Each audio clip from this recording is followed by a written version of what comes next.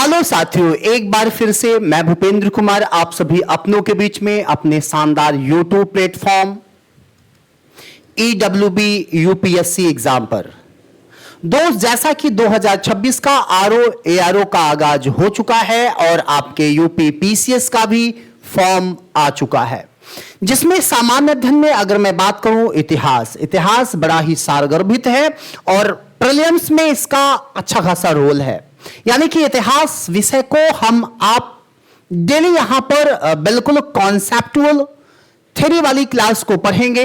संध्या कालीन 8 बजे अब आपको डेली क्लास मिलेगी। खास करके आपके यूपी PCS ARO के एग्जामों को ध्यान में रखते हुए हमने इतिहास के लिए ये टाइम शेड्यूल कर रखा है कि अब 8 बजे हम आप जुड़ेंगे और बिल्कुल कॉन्सेप्टुअल क्लास पढ़ेंगे। जैसे ही क्लास खत्म होगी, एक टॉपिक जैसे ही 1 से 2 टॉपिक खत्म होगा तो उस टॉपिक पर हम लोग MCQ भी प्रैक्टिस कर लेंगे, तो वो चैप्टर हमारा अच्छा खासा तैयार हो जाएगा। तो बस ईमानदारी से सुनते रहने की जरूरत है, लास्ट तक क्लास में बने रहने की जरूरत है। और हां, आप रफ कॉपी नोटबुक जरूर लेके बैठें, जो आपको महत्वपूर्ण लगे उसे आप जरूर नोट करें। तो आज का जो विषय है वो इतिहास है। इतिहास में हम लोग मेडुअल, मॉडर्न, एंसेंट में आज एंसेंट से ही हम अपनी क्लास की शुरुआत करते हैं। तो आज हम लोग पढ़ेंगे प्राचीन इतिहास, और प्राचीन इतिहास में आज ये मेरी प्राचीन इतिहास का आज हमारा पहला क्लास है। और अगर मैं एंसेंट हिस्ट्री की बात करूं तो आज हम लोग पढ़ेंगे सिंधु घाटी सभ्यता। तो आज का चैप्टर है इंडस वैली सिविलाइजेशन। ध्यान से सुनेंगे, बिल्कुल है ना, ईमानदारी से सुनेंगे। क्लास खत्म होने के बाद आप अपने विचार जरूर दीजिएगा कि आप लोगों को यह क्लास कैसी लगी। तो हमने आपसे कहा कि हम बात कर रहे हैं इंडस वैली सिविलाइजेशन की, सिंधु घाटी सभ्यता की। आपको यह पता है कि सिंधु घाटी सभ्यता सिंधु नदी के किनारे ही विकसित हुई और यह इंडस वैली सिविलाइजेशन पूरे विश्व की सबसे बड़ी सभ्यता में देखी जाती है। अच्छा, यहां पर सबसे पहले तो मैं आपको क्लियर कर दूं, यहां आप देखेंगे कि सिंधु नदी घाटी सभ्यता के प्रमुख स्थल आपके इस वाले मैप में सिंधु नदी घाटी सभ्यता का जो महत्वपूर्ण स्थल है उसको बिंदुवार तरीकों से बताया गया है। हालांकि मैं एक एक चीजों को लिख लिख करके भी आपको बताऊंगा, आप उसके लिए निश्चिंत रहें। सिंधु घाटी सभ्यता का विस्तार की भी क्राइटेरिया मैं अभी रिटर्न लिख करके एक एक चीजें बताऊंगा। उसके बाद सिंधु घाटी सभ्यता के प्रमुख स्थल की बात की जा रही है। तो आप देख सकते हैं सिंधु घाटी सभ्यता के प्रमुख स्थल जो हैं, हड़प्पा है, मेहरगढ़ है, मोहनजोदड़ो है, चंदहुदड़ो है, सुरकोटदा है, धौलावीरा है, ठीक है, लोथल है, रंगपुर है, मैं उन पर भी बात करूंगा। यहां आप देख रहे हैं सिंधु घाटी सभ्यता के अंतर्गत तमाम प्रकार की जो कलाकृतियां पाई गई हैं इस इंडस वैली सिविलाइजेशन में, चाहे वो दाढ़ी वाले पुजारी की मूर्ति का मिलना हो या फिर पक्की मिट्टी से बने वृषण मतलब बैल की एक ऐसी आकृति जैसा दिखता है मिला। उसके बाद नर्तकियों की मूर्तियां मिली हैं, लाल चूना पत्थर से निर्मित पुरुष धड़ की भी मूर्ति मिली है। कहा जाता है कि धार्मिक दृष्टिकोण से अगर मैं देखूं तो सिंधु घाटी सभ्यता के अंतर्गत लोग पशुपति यानी कि महाशिव की पूजा किया करते थे और खास करके प्राचीनतम तरीके से अग्निवेदियों के भी प्रमाण यहां मिले हैं। हम दोस्त आपसे अपनी बात की शुरुआत करेंगे। तो सबसे पहले तो मैं आपको यह बता दूं कि जो सिंधु नदी है, अगर मैं कह दूं, ध्यान से देखिएगा, शायद मैं आपको चीजें ज्यादा स्पष्ट कर सकूं। अगर मैं आपसे कह दूं कि यह आपका भारत है, समझिएगा थोड़ा सा,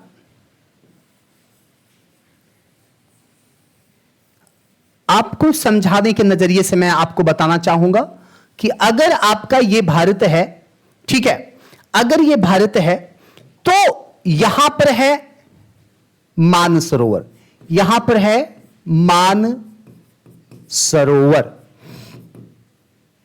मानसरोवर कहां भैया? तिब्बत का मानसरोवर, ठीक है। अच्छा, इधर अरब सागर है, इधर है अरब सागर और इधर है बंगाल की खाड़ी, ये तो आपको पता है, बंगाल की खाड़ी इधर है। तो कहा यह जाता है कि तिब्बत के मानसरोवर से एक नदी निकालनी है और यह नदी ऐसे ऐसे होकर के गिरती है अरबियन सागर में। तो ये जो नदी ऊपर से आकर के गिर रही है, इसी नदी को कहा जाता है इंडस रिवर।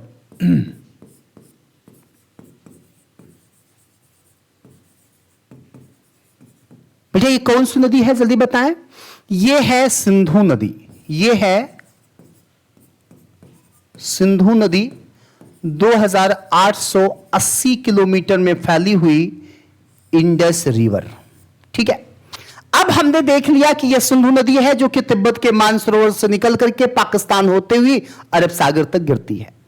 यानी कि आपका जो ये एरिया बनता है, आप प्लीज ध्यान दें, आपका जो ये एरिया बनता है, ये वाला एरिया, यही क्षेत्र आपका सिंधु घाटी सभ्यता के रूप में यहीं से स्थल पाए गए। क्यों? क्योंकि आपको मैं एक बात स्पष्ट कर दूं कि सिंधु घाटी सभ्यता के जो भी प्रमाण मिले हैं वो आपके भारत में मिले हैं, आपके पाकिस्तान में मिले हैं, आपके अफगानिस्तान में मिले हैं।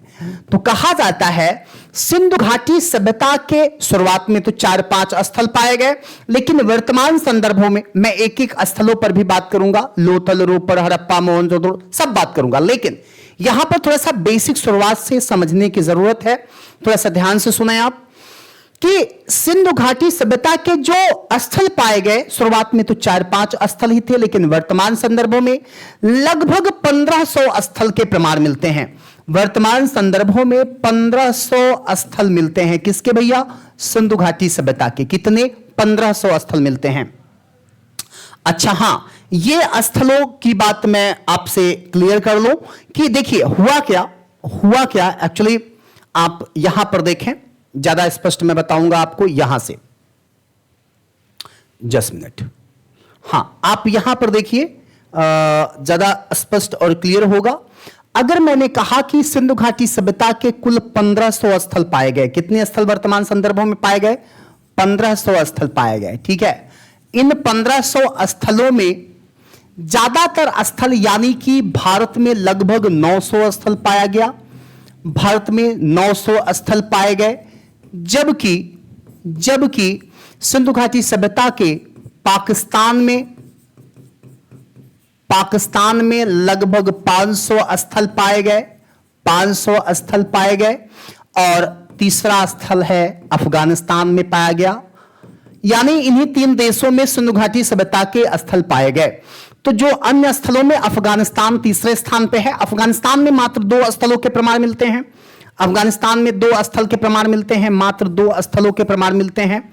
तो पहला है सुरतोगई, और ये एक स्थल है। दूसरा है मुंडी कॉक। तो आपके अफगानिस्तान में सिर्फ 2 स्थल पाए गए, जबकि सिंधु घाटी सभ्यता के आप देखेंगे कि लगभग 1500 स्थलों में आपका भारत, अफगानिस्तान और पाकिस्तान, इन्हीं तीनों देशों में पाया गया। क्योंकि मैंने अभी आपसे बताया कि इंडस वैली जो सिविलाइजेशन है, वो जो सिंधु इंडस रिवर है, ये इंडस रिवर आपके, इसका जो वितरण है मैंने वो भी बताया आपको। सिंधु घाटी सभ्यता का क्षेत्र भी मैंने बताया कि कहां कहां किन किन क्षेत्रों तक यह फैला हुआ है। अच्छा, आगे आप देखेंगे थोड़ा सा, जस्ट मिनट, देखिए अब यहां पर हम आपको क्लियर करना चाहते हैं कि सिंधु घाटी सभ्यता को पढ़ने के लिए हमें क्या क्या चीजों को पढ़ना होगा। तो सबसे पहला तो सिंधु घाटी सभ्यता का खोज के संदर्भ में बातें हैं। दूसरी बात है कि इसका समय काल कितना रहा है, समय चक्र की बात होती है। इसके समय चक्र की बात होती है, यानी कि काल चक्र की बात होती है। इसका टाइम पीरियड क्या था, काल या समय चक्र की बात होती है, समय चक्र की बात होती है। और तीसरा है कि इसके नामकरण के संदर्भ में, इसके नामकरण का संदर्भ में। और चौथा है इसका नामकरण के बाद इसकी विशेषताएं,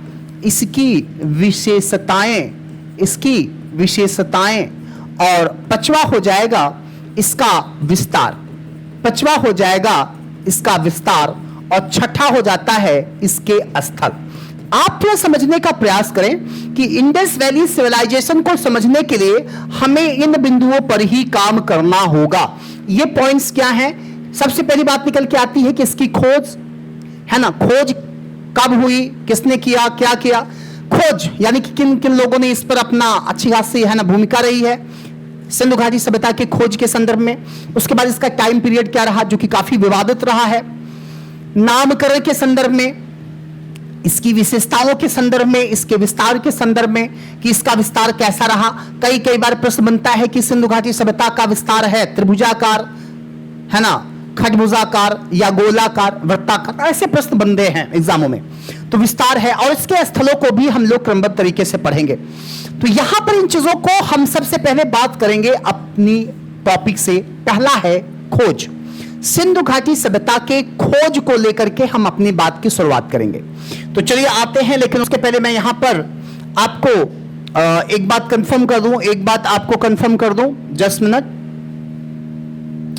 हाँ, यहां पर मैं आपको एक बात कंफर्म कर दूं, यहां जस्ट मिनट, आप आएंगे इस पे मैं, अच्छा ये स्लाइड आपको शायद है ना क्लियर ना दिख रही हो, कोई जरूरत नहीं देखने की। हम कुछ चीजों को यहां पर रख रखे हैं, हम उसको बताना चाहेंगे आपको। जस्ट मिनट, ये देखिए, हमने सिंधु घाटी सभ्यता के अंतर्गत यहां पर ये आप देख रहे हैं कि नगरीय योजनाएं, भवन निर्माण, सामाजिक जीवन, धार्मिक जीवन, सिंधु घाटी सभ्यता के 3 चरणों की बात। इसका प्रारंभिक चरण है, परिपक्व चरण है, उसके बाद उत्तर हड़प्पा कालीन चरण है, उसका टाइमिंग पीरियड है। प्रारंभिक हड़प्पाई चरण हाकरा चरण से संबंधित है, जिसे घग्गर हाकरा नदी घाटी में चिन्हित किया गया। हड़प्पाई लिपि का प्रथम उदाहरण लगभग 3000 ईसा पूर्व के समय का मिलता है। इस चरण की विशेषताएं एक केंद्रीय इकाई का होना तथा बढ़ते हुए नगरीय गुण थे। व्यापार क्षेत्र विकसित हो चुका था, खेती के साक्ष्य भी मिलते हैं। उस समय मटर, तिल, खजूर, रुई आदि की खेती होती थी। कोट दीजी नामक स्थान परिपक्व हड़प्पा सभ्यता के चरण को प्रदर्शित करता है। 2600 ईसा पूर्व तक सिंधु घाटी सभ्यता अपनी परिपक्व अवस्था में प्रवेश कर चुकी थी। तो ये सब पॉइंट्स भी मैंने यहां पर लिख रखा है। सिंधु घाटी सभ्यता के 3 चरण की बात जो मैंने अभी आपसे बताया, ये वही बात है, ये वही बात है।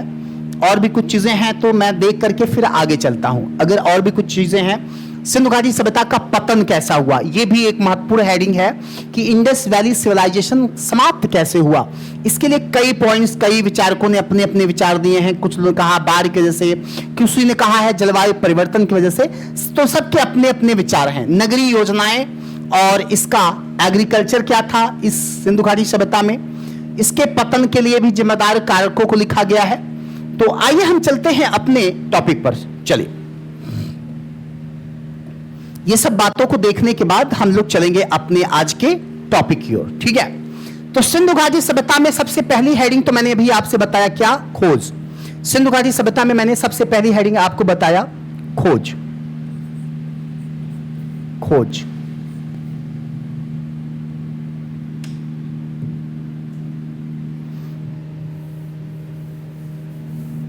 सिंधु घाटी सभ्यता में सबसे पहले मैंने अभी आपसे बताया खोज।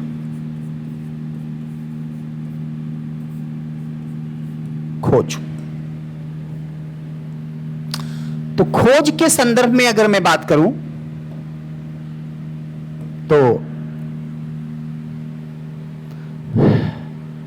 नाम मिलता है सन 1826 ईस्वी में चार्ल्स मैनसन। चार्ल्स मैनसन का नाम मिलता है, ध्यान से सुनिएगा, वॉइस विजुअल बिल्कुल क्लियर है। चार्ल्स मैनसन का नाम मिलता है। इन्होंने शुरुआती दौर में भारत के अंतर्गत कुछ ऐसी सभ्यताओं पर बात किया कि कुछ ऐसी सभ्यताएं जो कि धरती के नीचे काफी नीचे दबी हुई हैं, ऐसी कुछ चर्चाएं मिली।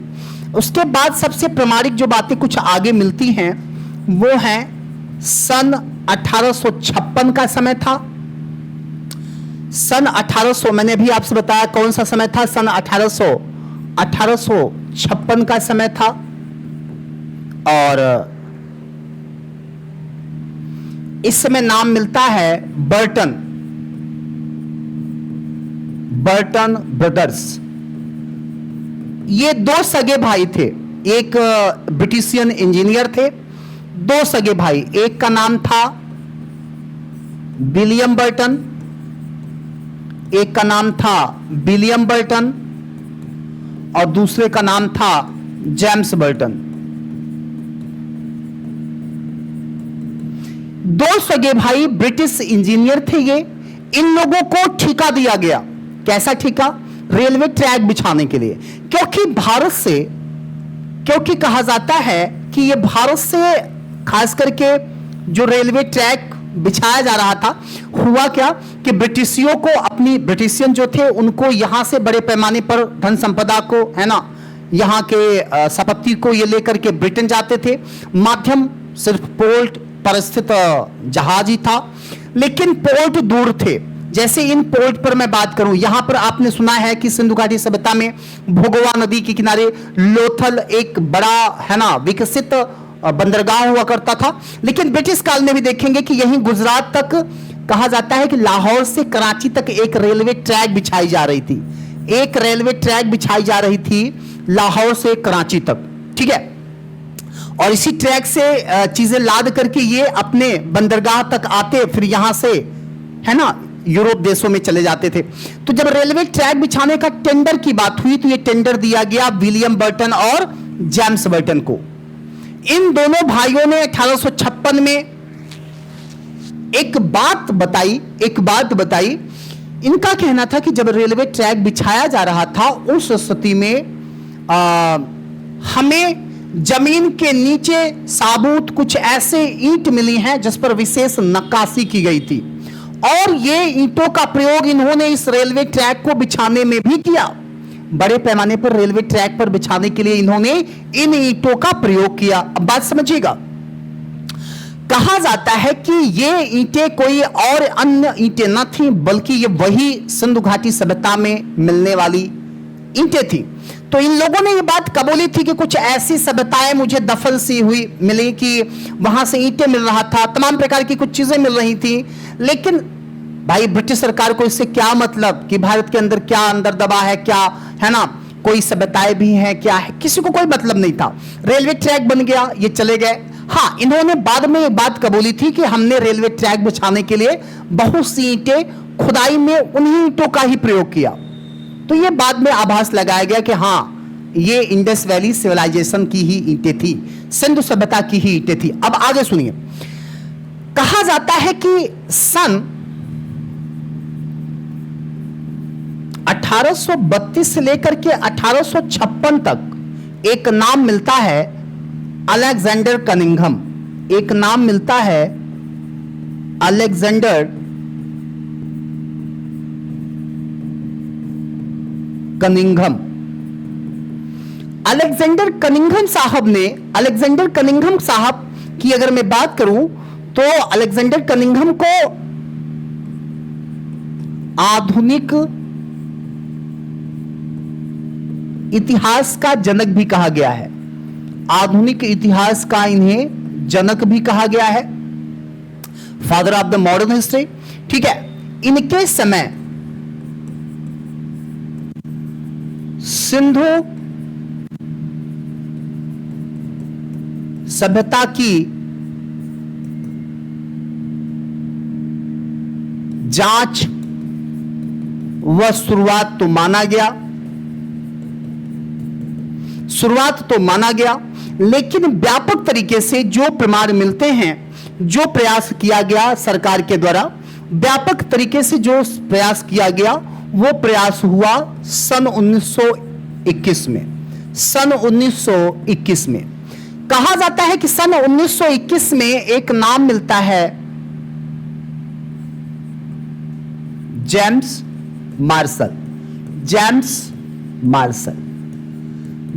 मार्शल की अगुवाई में जब खुदाई के कार्य शुरू हुए तो ये प्रॉपर तरीके से अप्रूव्ड थे और ये महत्वपूर्ण कार्य प्रणाली शुरू हुई।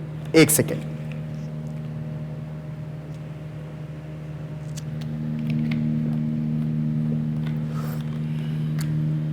सॉरी, आइए ध्यान से सुनिएगा, हो सके तो चीजों को नोट भी जरूर करिएगा। चलिए, डेली क्लास अब आपको 8 बजे मिलेगी, आप ईमानदारी से सुनिएगा। इसमें हाँ, पूरी